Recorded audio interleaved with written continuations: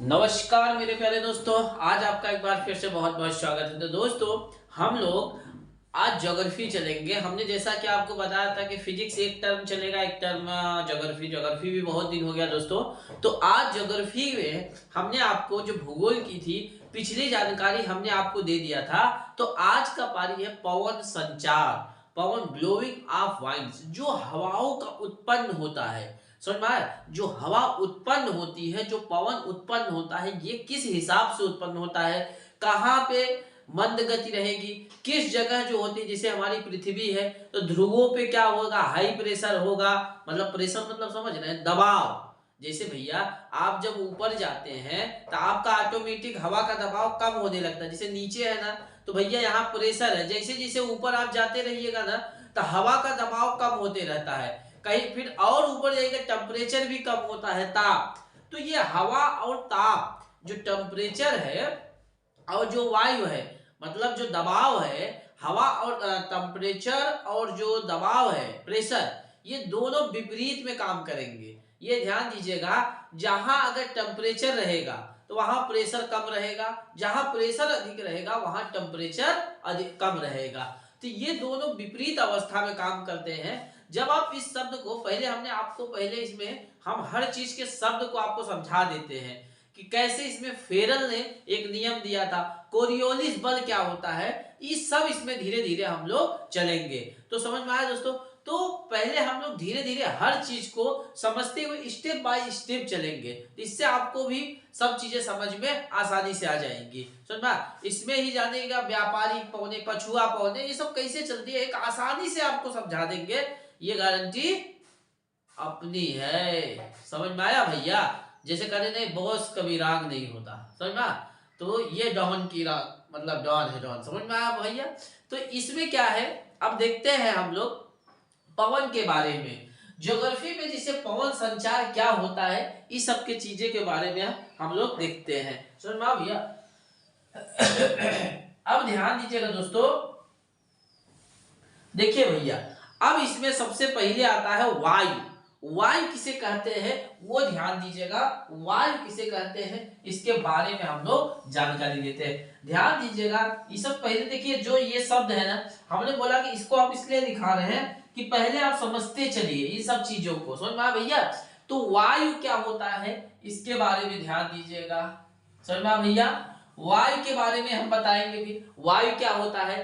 फिर समीर किसे कहते हैं, समझ में आया भैया? समीर, समीर देखिएगा नाम भी होता है। समझ में? समीर भी नाम होता है। समझ में? समीर को इंग्लिश ब्रिज,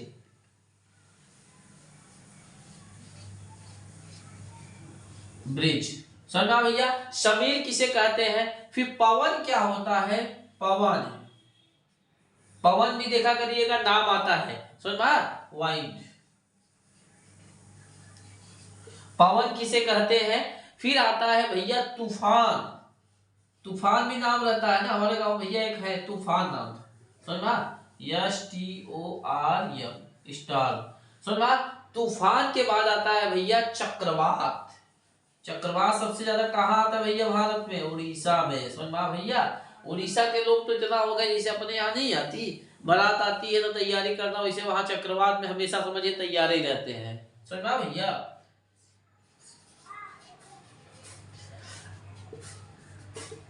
अब हम लोग एक एक चीज करके देखते हैं, देखिए करिए। अच्छा, वायु किसी का नाम है? वायु देखा करिए किसी का नाम नहीं रहता। आपको ध्यान दीजिएगा, समीर भी नाम देखिएगा, पवन भी, तूफान भी देखा करिएगा, लेकिन वायु किसी का नाम नहीं रहता। क्यों? ध्यान दीजिएगा, जो स्थिर रहे, रुकी हुई गैस को ही वायु कहते हैं। समझ में आया? स्थिर, स्थिर गैस के समूह को, स्थिर गैस के समूह को, या रुकी हुई स्थिर गैस, स्थिर गैस के समूह को, स्थिर गैस के समूह को वायु कहते हैं, एयर कहते हैं। समझ में भैया? स्थिर, जो हवा रुकी रहे, जैसे आप लोग कहीं भरते हैं ना टायर, तो जो हवा रुकी रहे, गति ना करे, उन्हीं को क्या कहा जाता है? वायु कहा जाता है। समझ में भैया? एयर। तो जो हवा रुकी रहे, गैस के समूह जो रुके रहे। समीर क्या होता है? वायु जब एकदम धीमी गति से चलता है उसे समीर कहते हैं। वायु जो रहेगा, वायु एकदम, एकदम समझिए कि धीमी गति से, धीमी गति से चले, धीमी गति से चले, तो उसे क्या कहा जाता है भैया? समीर कहते हैं। क्या कहते हैं भैया? ब्रज, समीर, समीर कहते हैं। ध्यान दीजिएगा, कई लोगों को देखा करिए समीर नाम रहता है ना, तो समीर का बहुत आनंद अगर आपको लेना, धीरे धीरे जब भोर में उठते हैं तो देखा करिए बड़ा अच्छा समीर चलता है। तो अगर समीर की बात किया जाए तो वायु जब धीरे धीरे चलता है तो उसी को क्या कहा जाता है भैया? समीर कहा जाता है। अब पवन जो होता है इसकी गति जो होती है, इसकी गति जो होती है समीर से अधिक होती है, समीर से अधिक। अगर देखिए समीर से तेज चले तो उसी को क्या कहा जाता है भैया? अधिक होती है। इसी को क्या कहा जाता है भैया? पवन कहा जाएगा। समझ में आया भैया? तो अगर इसकी गति इससे अधिक चले इसी को क्या कहा जाता है भैया? समीर कहा जाएगा। अब तूफान, तूफान क्या होता है? इसकी गति पवन से अधिक होती है, जिसे कहते नहीं भैया, इसकी गति क्या होती है?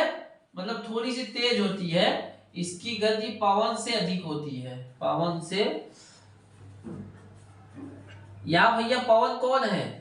हाँ भैया हवा की बात किया जा रहा है, पवन किसी आदमी को मत समझिएगा, पवन सिंह को भोजपुरी वाला, पवन के बारे में कोई नहीं आया है जिगरा, कौन से गाना था उसका फेमस था उस समय भैया, बहुत चला था, चढ़त कैसा एक छलकत, मतलब ऐसा एक गाना था ना, छलकत क्या है मतलब। अब ध्यान दीजिएगा, अब जो चक्रवात होती है भैया इसकी गति जो होती है सबसे अधिक होती है, इसकी गति जो होती है सबसे अधिक होती है। सबसे अधिक गति किसकी होती है भैया? सबसे अधिक होती है। तो चक्रवात की बात जहां किया जाए तो इसकी गति क्या होती है? सबसे अधिक होती है। समझ में? अगर चक्रवात की बात किया जाए तो उनकी गति क्या होती है? सबसे अधिक होती है। समझ में भैया? तो चक्रवात की जो गति होती है ये सब नोट कर लीजिएगा, ध्यान दीजिएगा। स्थिर गैस की, रुकी हुई गैस सभी को वायु कहते हैं। समीर जो होता है वायु धीमी धीमी गति से चलता है। पवन क्या होता है? समीर से तेज चलता है। तूफान क्या होता है? पवन से तेज चलता है। और चक्रवात क्या है? सबसे तेज चलता है। समझ में भैया? ये चीजें देखिए दोस्तों, ये क्या बात होती, हम आप कहेंगे सर इसका क्या मतलब? अरे भैया जब ये पूछा जाए, जैसे आपसे पूछा जाए इन समूहों में कौन सी रुकी हुई है तो वायु बताइए। अब आपसे तेज चाल पूछ लिया, समीर तेज है कि ये तेज है, तो आप उसी हिसाब से आप इसको बता भी सकते हैं। समझा भैया? अब ध्यान दीजिएगा दोस्तों, जब हम बताइए, अब हम लोग देखते हैं कि यहाँ पे जो अपना पृथ्वी है, पछुआ पवन, व्यापारिक पवन है, इसके बारे में ध्यान दीजिएगा। ध्यान दीजिए, जब ये मान लीजिए हमारी क्या हो गई भैया? पृथ्वी हो गई। समझा? ये क्या हो गई? पृथ्वी हो गई। अब पृथ्वी के बीचों बीच रेखा खींच दीजिए तो वो क्या हो गई भैया? विषुवत रेखा। समझा? विषुवत रेखा। विषुवत क्या हुआ भैया? विषुवत रेखा। इसके बीचों बीच एक रेखा अगर खींच दीजिएगा तो क्या होता है भैया? विषुवत रेखा। समझ में आया भैया? विषुवत रेखा इसी को कहा जाता है। अब ध्यान दीजिएगा, अब यहाँ पे जब विषुवत रेखा किया जाए, बात किया जाए, अब यहाँ से, अब मान लीजिए एक आपको हमने बताया था जब हम पिछला क्लास बता रहे थे, 5 अंश उत्तरी 5 अंश दक्षिणी पे एक लाइन जो रहती है उसे डोलड्रम की पेटी कहते हैं। क्यों कहते हैं? क्योंकि वहां पे वातावरण हमेशा शांत रहता है। अगर इसी से 30 से 35 अंश की बात किया जाए, 30 से 35 अंश, इसको क्या कहा जाएगा भैया? अश्वक्षांश। अश्वक्षांश वाले घोड़े वाली कहानी बताए थे ना, अश्वक्षांश क्या होता है? 30 से 35 अंश होता है। फिर यहाँ एक होता है 60 से 65, और फिर यहाँ पे क्या है भैया? ध्रुव है। समझ में आया भैया? ध्रुव क्या है भैया? ध्रुव है 60 से 65। अब ध्यान दीजिएगा, कौन सी ऐसी जगह है जहां सूर्य की किरणें लंबवत पड़ती है, सीधी पड़ती है, तो वो कौन सी जगह है भैया? विषुवत रेखा, जहां पे सूर्य की किरणें अधिक सीधी पड़ती है। अब ये बताइए, हमने अभी आपको बताया कि जहां पे ताप अधिक रहेगा वहां पे दाब क्या होगा? कम हो जाएगा। कहते नहीं जहां तू आया वहां मेरी एंट्री नहीं होगी। सुनना, मेरे आने से पहले निकल जाना यहाँ। तो ये चीजें यही है, जैसे ताप आएगा समझिए दाब की कमी हो जाएगी। तो इसीलिए कहा जाता है विषुवत रेखा जो है, पृथ्वी के बीचों बीच जो रेखा है वहां पे अत्यधिक गर्मी पड़ती। अब यहाँ पे सूर्य का प्रकाश कम पड़ता है, अब यहाँ ध्रुवों पे तो अधिक ठंडी रहती है। समझ में? जब ठंडी अधिक रहेगी तो ताप अधिक की दाब अधिक, ताप तो पहले ही कम हो गया, तो यहाँ पे क्या होगा, दाब अधिक होगा। इसको भी विस्तार से बताते हैं। तो फेरल के नियम ने यही एक चीज बताया था कि जो हवाएं होती हैं, आप पीठ उनके तरफ, हवाएं की तरफ पीठ करके, मतलब पीठ की तरफ हो जाइए जिधर से हवा आ रही है, तो हवा की दिशा जो होती है, उत्तरी गोलार्ध की हवाएं अपनी दाहिनी ओर, जो उत्तरी, देखिए ये हुआ आपका उत्तरी गोलार्ध, ये हुआ आपका दक्षिणी गोलार्ध। तो फेरल जो वैज्ञानिक थे उन्होंने ही इसको सबसे अच्छा समझाया था। फेरल के नियम ने यह बताया कि जब, ध्यान दीजिएगा, जब पृथ्वी घूम रही है, पृथ्वी के घूमने से होता है। अच्छा ये बताइए, उन्होंने बताया पृथ्वी के घूर्णन करने, झटका लगने वाले को ही कोरियोलिस बल कहते हैं। पवन उच्च दाब की पेटी से, ध्यान दीजिएगा, जब हमारी पृथ्वी ऐसे घूम रही है तो वो एक, जैसे जैसे देखिए कोई चीज जब घूमता है, जैसे आप थाली में पानी लीजिए, अब थाली में जब पानी लेके ऐसे ऐसे ऐसे करिए, तो आप जब उसको रोकिएगा ना तो एक देखा करिए ऐसे ऐसे चलते ना, खुद एक पानी एक झटका लगाती है ना, उसी को कहा जाता है भैया कोरियोलिस बल। समझ में आ भैया? तो इसी को कहा जाता है कोरियोलिस बल।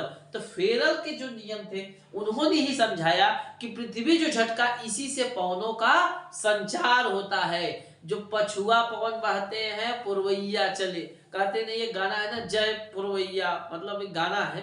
तो इस हिसाब से है। समझ में भैया? इसको नोट करिएगा, हम अच्छे से इसको और समझा देते हैं आपको। अब ध्यान दीजिएगा दोस्तों, यहां से ध्यान दीजिएगा, हवाओं या पवनों की जो खोज हुई थी वो किसने बताया था? फेरल ने बताया था। फेरल नामक वैज्ञानिक ने हवाओं या पवनों की दिशा की खोज, किस गति किस दिशा में चलेंगे, इसकी पूरी जानकारी किसने दिया था भैया? ये फेरल नामक वैज्ञानिक ने दिया था। समझ में आया भैया?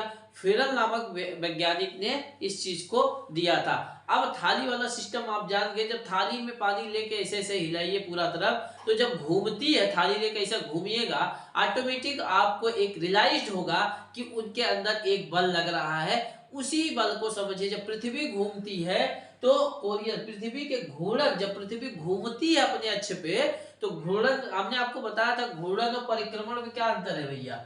जैसे अपने अक्ष पे घूमेगी तो घूर्णन हो गई, किसी का चक्कर लगाएगी तो परिक्रमण होता है। क्या होता है भैया? परिक्रमण। जब किसी का चक्कर लगाती है, आप शादी में जब 7 चक्कर लगाते हैं तो वो क्या होता है? आग का परिक्रमण होता है। समझ में? आग का क्या होता है? परिक्रमण। तो जब पृथ्वी अपने अक्ष पे घूर्णन करेगी, उसी के लगने वाले झटके को ही क्या होता है? कोरियोलिस बल कहा जाता है। समझ में आया भैया? कोरियोलिस बल समझ में आया? तो ये ध्यान दीजिएगा, जब हमने आपको बताया पवन हमेशा, ये याद रखिएगा, पवन हमेशा उच्च दाब से निम्न दाब की ओर चलती है। ये ध्यान दीजिएगा, पवन हमेशा उच्च दाब से निम्न दाब की ओर चलती है। और एक चीज और नोट कर लीजिएगा, इसमें तापमान और वायु दाब में विपरीत संबंध होता है। इसको नोट कर लीजिएगा, तापमान और वायु दाब में विपरीत संबंध होता है। विपरीत मतलब समझ रहे हैं? विपरीत संबंध होता है, विपरीत संबंध होता है। जैसे कई लोग होता है घर में बना है दाल चावल, तो बोलेंगे नहीं हमको नहीं खाना दाल चावल, तो उनके लिए ये, इसका मतलब आपके डायरेक्ट विपरीत, आपको दाल चावल पसंद है, सामने वाला बोलिए नहीं पसंद है। तो उसी हिसाब से तापमान और जो वायु दाब होता है हमेशा विपरीत संबंध होगा। अगर तापमान, अब बताइए, कहीं पे अगर तापमान अधिक है तो कम क्या होगा? वायु दाब। अगर कहीं पे वायु दाब अधिक है तो कम क्या होगा? तापमान होगा। ये सीधा सा फंडा है। इतना चीज सबको समझ में आया? समझ में आया भैया? तो देखिए, जो आप कोरियोलिस जो बल होता है, जब पृथ्वी घूमती है, कभी कभी जो समुद्र में लहर आती है, देखे हैं लहर आता है जिसको ज्वार भाटा नहीं कहते, लहर ऊपर गई ज्वार, नीचे आई भाटा, तो जो लहर आती है वो भी कोरियोलिस बल के नाते, जिसे पृथ्वी घूमती है ऐसे ना, तो भैया झटका लगता है, उसी से क्या होता है? लहर आती है। समझ में आया भैया? कितने लोग समझ? और ये याद रखिएगा, हमेशा हवा क्या होते हैं? हाई प्रेशर से। इसको इंग्लिश में लिख दे क्या भैया? High pressure, high pressure, high pressure से लो प्रेशर। समझ में आया भैया? तो हवाएं क्या होगी, पवन क्या होती है भैया, हमेशा हाई प्रेशर से लो प्रेशर पे चलती है। समझ में आया। अब ध्यान दीजिएगा, सीधी सी बात है, फेरल ने ये बताया था भैया उत्तरी जो गोलार्ध होता है। अब ध्यान दीजिएगा, इसको समझिए भैया, इसको समझ लिए ना आपका ये चैप्टर खत्म हो जाएगा। अब देखिए हम कहीं न कहीं भैया देखिए ये उत्तरी गोलार्ध हो गया, समझ भैया, ये क्या हो गया उत्तरी गोलार्ध, और ये क्या हो गया भैया दक्षिणी गोलार्ध। क्या हुआ भैया, दक्षिणी गोलार्ध। अब देखिएगा उत्तरी गोलार्ध और दक्षिणी गोलार्ध, अब इसको बीच में जो विषुवत रेखा होती है, समझ भैया, क्या विषुवत रेखा, ये हो गई, थोड़ा सा और नीचे चाहिए क्या, विषुवत रेखा एकदम पृथ्वी के बीचों बीच है भैया, बस देख लीजिएगा, नाप लीजिएगा, जान लीजिए। अब विषुवत रेखा जो है, अब ये देखिए क्या है भैया आपकी, ये क्या है विषुवत रेखा हो गई। समझ में आया भैया, विषुवत रेखा एक प्रकार से आप 0 अंश पे मानते हैं विषुवत रेखा। समझ में आया, कितने अंश पे मानते हैं भैया, 0 अंश पे हम लोग क्या मानते हैं भैया, विषुवत रेखा। समझ में आया, विषुवत रेखा। अब ये जो मतलब फेरल वैज्ञानिक थे, उन्होंने बोला उत्तरी गोलार्ध की जो हवाएं होंगी वो दाहिने तरफ, और दक्षिणी गोलार्ध की जो हवाएं होंगी वो बाएं तरफ घूमती हैं। अब आप दाहिने बाएं अभी हम आपको बता देंगे कि एरो के हिसाब से कैसे दाहिने बाएं, बस इतना ध्यान दीजिएगा कि फेरल ने इसमें यहां भी लिखते क्या भैया, लिख लेते हैं, जो फेरल ने बताया था उत्तरी गोलार्ध, उत्तरी गोलार्ध, उत्तरी, ये समझ लीजिएगा, उत्तरी गोलार्ध की हवाएं दाहिने तरफ, कहा भैया दाहिने तरफ, और दक्षिणी गोलार्ध की हवाएं कहां पे, दक्षिणी गोलार्ध की, जो दक्षिणी गोलार्ध की हवाएं हैं वो बाएं तरफ, मतलब लेफ्ट राइट समझिए करिए भैया, समझ रहे हैं कि नहीं, लेफ्ट राइट समझ रहे हैं, बाएं की तरफ घूम जाती है, बाएं की तरफ, समझ में आया, बाएं तरफ, बाईं ओर। तो ये चीजें फेरल ने यही चीज दिया था। अब ध्यान दीजिएगा, एक चीज हमने आपको बताया कि हवाएं कभी भी हाई प्रेशर से लो प्रेशर के होती हैं, समझ में आया। अब ध्यान दीजिएगा, जो बीच में विषुवत रेखा है, ताप सबसे अधिक कहां होगी, जब ताप यहाँ पे होगी भैया, यहाँ की जो हवाएं होंगी ये ताप के कारण उठेंगी ऊपर, तो जैसे यहां से उठेंगे वो क्या हो जाएगी भैया, लो प्रेशर हो जाएगी, समझ में आया। हाई, अब देखिए ये जो ध्रुव होते हैं, समझ में रहा है कि नहीं भैया, ध्रुव जो होते हैं ये क्या होते हैं, अब देखिएगा जो हाई प्रेशर है, मैं समझा रहा हूं, भी ध्यान दीजिएगा,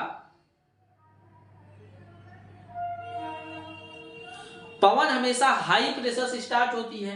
अब ये समझिए जो हाई प्रेशर है ये क्या हुआ भैया, आपका ध्रुव हो गया, क्या हुआ भैया, ध्रुव है, ध्रुवों पे जब इधर भी होगा तो इधर भी होगा, समझ में आ रहा है कि नहीं भैया, दोनों पृथ्वी गोल है ना भैया, इसके बाद क्या होगा, खत्म बाजार है पृथ्वी, समझ में आ भैया, ये क्या हो गए ध्रुवों पे, तो ध्रुवों पे अत्यधिक ठंडा होने के कारण, ध्रुवों पे क्या है, सूर्य की किरणें, देखिए देख रहे हैं सूर्य की किरणें तिरछी पड़ रही हैं, यहाँ पे लंबवत पड़ती हैं, तो वहां पे क्या होता है, हमेशा ध्यान दीजिएगा, वहां पे हमेशा उच्च दाब होता है, समझ में आया भैया, हाई प्रेशर होता है। तो ध्रुवों पर क्या होगा भैया, ध्रुवों पर हमेशा क्या होगा, हाई ध्रुवों पर क्या होगा भैया, हमेशा हाई प्रेशर होगा, क्योंकि वहां पे तापमान कम है, टेम्परेचर कम है, तो जब हाई प्रेशर होगा तो समझिए कि हमेशा ये ध्यान दीजिएगा, तो वायुयान यहाँ से जब पवन बहेगी, पवन क्या इधर बहेगी ना, तो ये ध्यान दीजिएगा कि जब भी हाई प्रेशर होगा तो वहां से पवन का संचार होना तय है, समझ में आया। अब लो प्रेशर, ध्यान दीजिएगा, अब यहाँ पे जो 0 डिग्री पे है, आप बोलिएगा यहाँ पे लो प्रेशर क्यों है, ध्यान दीजिएगा, यहाँ सूर्य की जो किरणें होती है वो सीधी पड़ती हैं, यहाँ सूर्य की किरणें क्या होती है भैया, सीधी पड़ती है, हवाएं गर्म हो जाएंगी और ऊपर उठेंगी, यहाँ सूर्य की किरणें सीधी पड़ेंगी, यहाँ क्या होगी, हवाएं जो होती हैं गर्म होके ऊपर उठेंगी, समझ में आया भैया। तो प्रेशर लगाने वाला बचा कौन यहाँ पे, वहां काम से प्रेशर का, हाई प्रेशर कारण हवाओं का ठंडा हो जाता है। जब यहाँ पे ध्यान दीजिएगा, जब हवा आती है, यहाँ पे प्रकाश आया, अब यहाँ की हवाएं क्या होती है, ऊपर उठती है, जब ऊपर उठेंगे तो यहाँ बचा ही कौन प्रेशर लगाने के लिए, समझ में आया? तो जब प्रेशर लगाने के लिए बचा ही नहीं, इसी कारण यहाँ पे क्या होता है, ठंडा होना, समझ में आया? हाई प्रेशर के कारण हवाओं का क्या होता है, ठंडा हो जाता है, समझ में आया? अब ये चीजें समझ में आया कि नहीं भैया?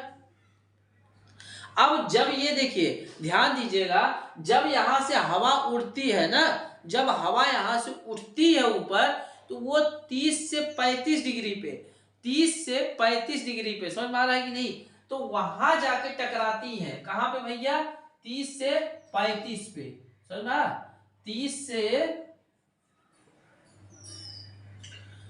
से भैया कितना, 35 डिग्री, यहां भी 30 से 35 डिग्री, समझ में आया भैया? अब आप बोलिएगा हम रेड क्यों बनाए, देखिए यहाँ पे क्या होगा भैया, हाई प्रेशर होगा, समझ में आया कि नहीं? हाई प्रेशर होगा, ये जो हवाएं भैया टकराएंगे तो वहां पे क्या होगा, हाई प्रेशर होगा, और टेम्परेचर क्या हो जाएगा, लो हो जाएगा, समझ में आया? तो ये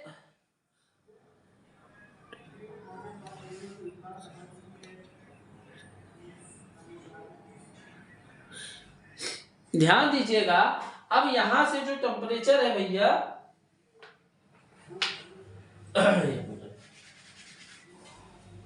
अब यहां से ध्यान दीजिएगा, जब यहां से हवाएं टकराती हैं, अब भैया जब यहां से हवाएं गई, ठीक है, यहां से गर्म होके जब हवाएं यहाँ के तापमान आया, गर्म किया, तो यहां से प्रेशर उठा, तो जाके 30 से 35 तक उठता है, समझ में आया भैया? कहां तक, 30 से 35 तक। अब यहां भी हाई प्रेशर है, तो यहाँ क्या हो जाएगा भैया, हाई प्रेशर कर देगा ना, तापमान अधिक हो जाएगा तो वहां तापमान कम हो जाएगा, तो वहां पे क्या हो जाएगा भैया, हाई प्रेशर हो जाएगा, समझ में आया? तो दो जगह जो होता है वो क्या, एक ध्रुवों पर हाई प्रेशर, एक 30 से 35 पे, 30 से 35 डिग्री पर हाई प्रेशर होता है। अगर बात किया जाए तो दो जगह, एक 30 से 35, एक और ध्रुवों पर, ये दो जगह क्या होता है भैया, हाई प्रेशर होता है, समझ में आया? तो दो जगह कहां कहां हाई प्रेशर होता है, कितने लोग बता सकते हैं? एक 30 से 35 और एक जीरो ध्रुवों पर, समझ में आया भैया? तो दो जगह हाई प्रेशर होती है। अब ध्यान दीजिएगा, हमने आपको बताया था पहले कि ये ध्यान दीजिएगा इस चीज को इस चीज को समझ में आ रहा है, विषुवत रेखा के आसपास 5 डिग्री से ऊपर नीचे जो उत्तरी अक्षांश को डोलड्रम कहा जाता है। यहाँ हमने आपको पहले बता दिया था कि 5 अंश के उत्तरी और दक्षिणी अक्षांश को डोलड्रम कहा जाता है। इससे 10 अंश जो उत्तरी और दक्षिणी अक्षांश होते हैं, जो 10 अंश की बात किया जाए तो वहां लो प्रेशर होगा, क्योंकि हवाएं उठ के ऊपर उठती हैं, तो कितने ऊपर जाती है, 30 से 35 तक जाती है, वहां पे हाई प्रेशर कर देती है। अब ध्यान दीजिएगा दोस्तों, अब यहाँ पे हमने आपको बताया था कि जहां जहां हाई प्रेशर होगा वहां पे क्या होगा भैया, हवाएं निकलेंगी, तो किधर होगी भैया, दोनों तरफ ना। जब हमने पहले बताया था कि जहां पे हाई प्रेशर होगा वहां पे हवाएं दोनों तरफ निकलती है ना, मतलब भाई वहीं से तो हवा का निर्माण होता है जहां पे हाई प्रेशर होगा, समझ में आ रहा है कि नहीं दोस्तों? तो जहां पे हुआ वहां से ही निकलेंगी भैया ना।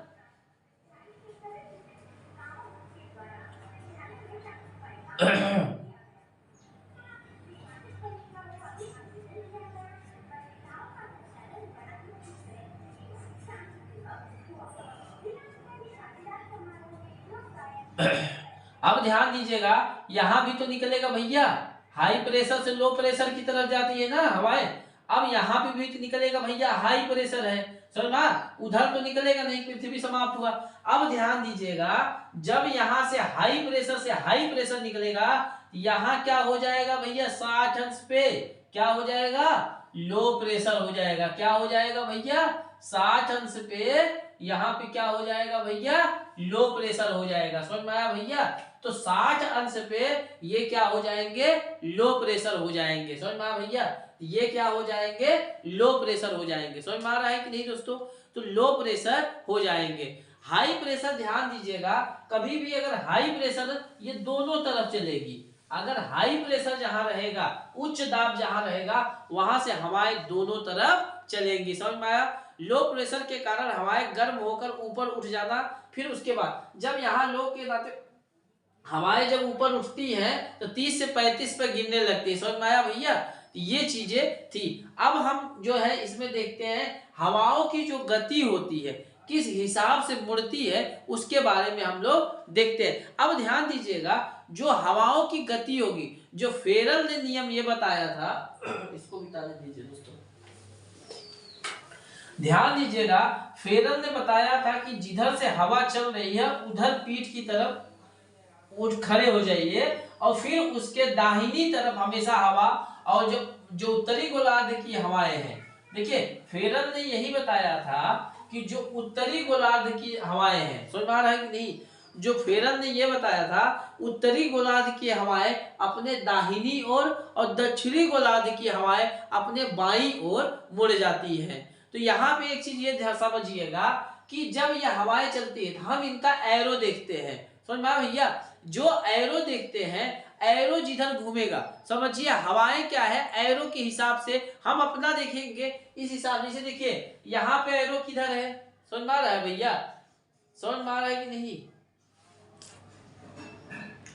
अब यहाँ पे एरो देखिए नीचे की तरफ है तो हवाएं किधर घूमेंगी भैया, इधर, समझ में आ रहा है कि नहीं भैया, समझ में आया भैया।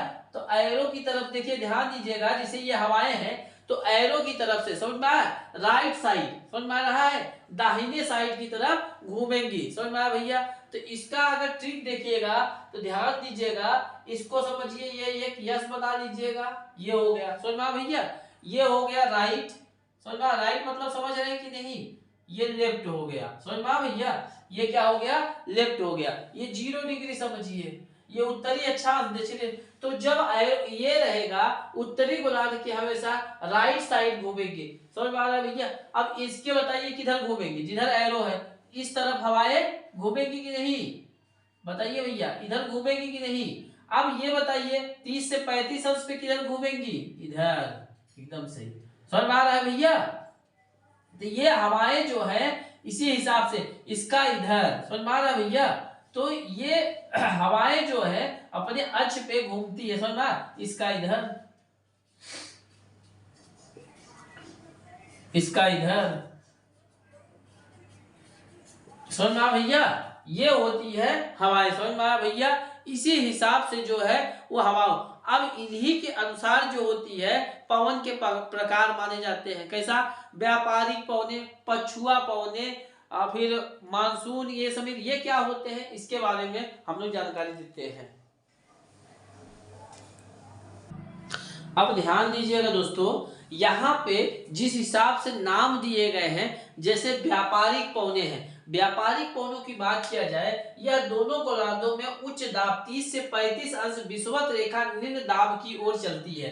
ध्यान दीजिएगा, जहां हमने ये बताया कि आपको उच्च दाब से 30 से 35 अंश, यहाँ पे ये निम्न दाब की ओर इनकी हवाएं चलती हैं, देख लिया ना, 30 अंश से उच्च दाब से निम्न दाब की तरफ 30 से 35 अंश की हवाएं की तरफ चलती, समझ में आया भैया। अगर व्यापारिक पूछा जाए तो विषुवत रेखा से 30 से 35 अंश की तरफ से उच्च दाब से निम्न दाब की तरफ विषुवत रेखा की तरफ चलती है। इसलिए अब देखिए इनको व्यापारिक पवने इसलिए कहा गया कि यूरोप के व्यापारी इसी के सहारे पहले व्यापार करते थे, जो हवाएं चलती थी उसी हिसाब से पहले देखिए व्यापार जो होता था समुद्र के रास्ते होता था, तो उनको यह हवाओं से बहुत लाभ होता था, इसीलिए इसका नाम व्यापारिक पवने हो गया।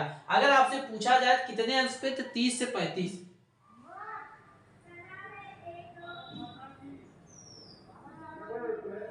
अगर अब पछुआ पवने जो होती हैं, ध्यान दीजिएगा, यह दोनों गोलार्धों में 40 से 65 अंश के बीच में, यहाँ तो लो प्रेशर है, लो प्रेशर पे है, यह उच्च दाब की तरफ से, यहाँ उच्च दाब की तरफ से निम्न दाब की तरफ चलती है, समझ में आ रहा है कि नहीं, उच्च दाब की तरफ से निम्न दाब मतलब विषुवत रेखा की तरफ ये भी आती है। तो ये जो पछुआ पवने बहुत खतरनाक होते हैं भैया, यहाँ पे जो मछुआरे लगाते थे तो उन्होंने अपने अपने अनुसार से क्या किए थे भैया, इसका नाम दिए थे, समझ में आया।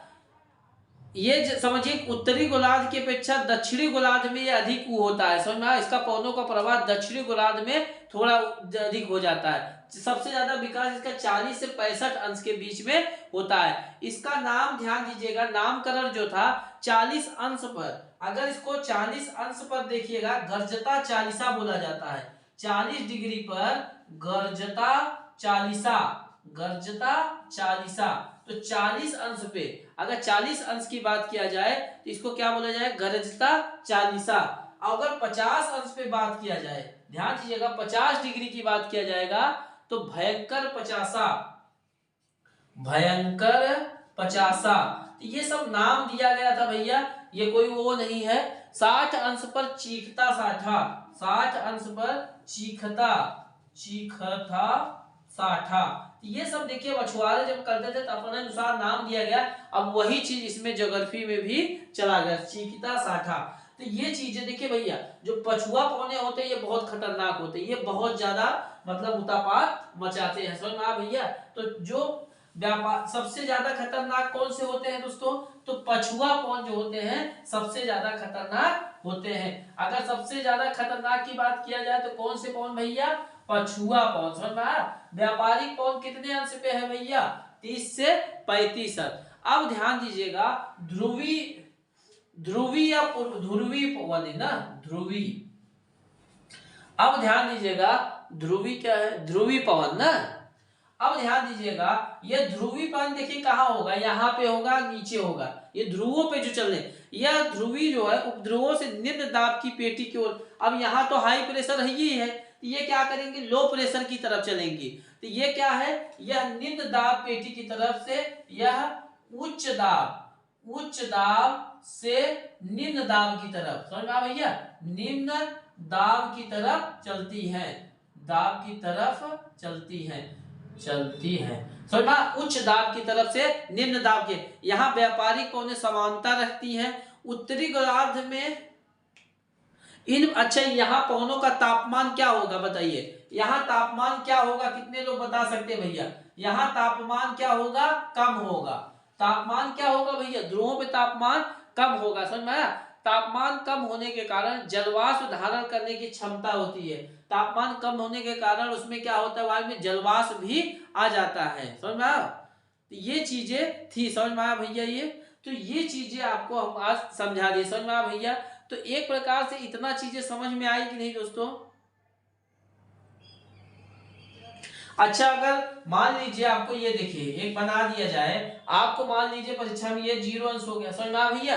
अच्छा, ये कौन सी पौने चलेंगी बताइए, यहाँ पे कौन सी पौने चलेंगी, किस दिशा में, तो यहाँ पे ध्रुवी, समझ में आ, ध्रुवी पौने, समझ में आ भैया, ध्रुवी पौने। और फिर यहाँ पे बताइए ये कौन सी चलेगी बताइए, पछुआ पौने, समझ में आ भैया, ये पछुआ। अब व्यापारिक यहाँ चलेगी, समझ में आ, व्यापारिक। अब फिर वही चीज इसमें भी दोहरा दीजिए, समझ में आ भैया। तो ये क्या होती है, इसी हिसाब से इनको होता है। ये बस याद रखिएगा कि हाई प्रेशर जो होता है, जहां पे उच्च दाब होगा वहीं पे हवा मतलब जनरेट होती है। इसको नोट कर लीजिएगा, समझ में आ भैया। एक चीज नोट करके लिख लीजिए, जहां पे हाई प्रेशर होगा, हाई प्रेशर, हाई प्रेशर मतलब समझ रहे, उच्च दाब, उच्च दाब। जहां पे हाई प्रेशर समझिए अधिक होगा, वहां ही हवा जनरेट होगी, हवा क्या होगी भैया, उत्पन्न होगी। और जहां पे लो प्रेशर, अगर लो प्रेशर रहेगा भैया, अगर लो प्रेशर रहेगा वो सिर्फ एक्सेप्ट करेगी, समझ में आया, वो एब्जॉर्ब करेगी उसको, समझ में आया दोस्तों। तो आज समझिए इतना समझा दिया, आज के लिए इतना ही। फिर अगला जो होगा हम आपको मैप के बारे में, जैसे वर्ल्ड का मैप रहेगा उसके बाद बताएंगे कि उसमें विषुवत रेखा कहाँ है, उसके अनुसार हल करने का प्रयास करेंगे, ठीक है। आज के लिए इतना ही, मिलते हैं नेक्स्ट क्लास में। जय हिंद, जय भारत।